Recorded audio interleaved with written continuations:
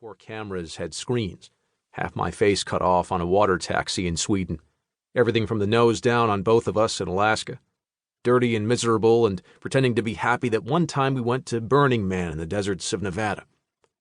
And at our wedding, holding plastic umbrellas because the outdoor ceremony was rained out, and we did the whole damn thing in a place that looked like a gymnatorium, but let us bring in our own beer. Our house was full, we thought, of all these little stories that together hold a life of stories together. It was full, the life and the house. And then we had Ollie, and everything got somehow more full. I want to tell you stories. I want to tell you all the stories. But all the stories aren't mine, and all those stories aren't for you. There's a bunch of stories, though, many focused on this one pretty big year for my family that I can share, that I'm excited to share. Like most real stories, there aren't perfect beginnings or middles or, most especially, endings. There was no clear thesis statement for any year of my life or for any chapter of this book. But there are stories. Stories do seem to say something when they are told all together. If I've ever taken you on a tour of my house, I'm sorry. You know that I can't tell you just one of the stories, just part of the stories. I can't tell you about the typewriters without bringing out the story binder. But those don't make real sense without the pictures of Paul's regiment, which are hung by Becca's uncle's painting and that portrait of Becca our high school art teacher painted of her as the stepmother in Cinderella, as a set piece the summer of her junior year that we hung above our fireplace as a joke, and then realized it was perfect. Piece by piece, these stories build our home. I can't tell you about raising Olive without telling you about my dad. Can't tell you about him without explaining how his illness was gasoline poured on the fire of my college-aged anxiety. I can't talk about how funny Olive is without showing you how much fun Ollie and Becca and I all have together. How, second to stories, we are a family of inside jokes and shared laughter.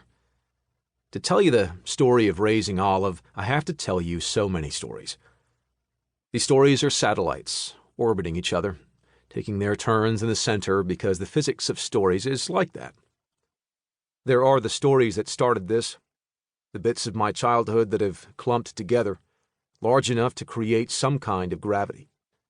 Stories are added from the first lurching attempts at adulthood, and lost as the whole mess keeps floating wherever it's going through the cold chaos of space. They are, all these stories now, orbiting and pushing and pushed by the mass in the middle, this thing whose speed and the weight of its importance make it shine, burning with brilliant white light. It's this most important thing I've ever done, the most important thing I'll ever do, so much that its light is changing, slightly but permanently, every other story that surrounds it. These are the stories, piece by piece, that make this book. Piece by piece, these are the stories of raising Ollie. And also, not to be dramatic or anything, but writing often feels like I have cut a piece of myself out from just under my ribs and nailed it to a wall, then sat back and listened to people react to it while I bleed out slowly onto the floor. Not to be dramatic. Writing this book has been a lot different and a lot more challenging than the teaching stuff I usually write because I've been cutting that piece out of my family, not just myself. It's tricky work and has at times made every member of my family less than super comfortable or happy. There have been long conversations about what stories to include and how to protect everyone. What I mean to say is, I share a lot about my family in this book, but you don't get everything, because they are more important to me than you are. I did my best to tell the stories that are mine or from my point of view. That goes for family stories, but also personal and teaching stories. You don't get everything. I'm a writer. I'd rather tell you everything. My wife is a therapist, which means that she, in a lot of ways, is a professional secret keeper. Her work is rooted in the protection of privacy.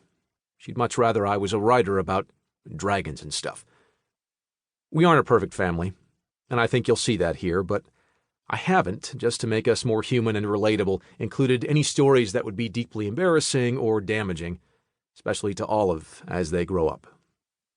So some stories got cut because I needed more time away from them before I could see their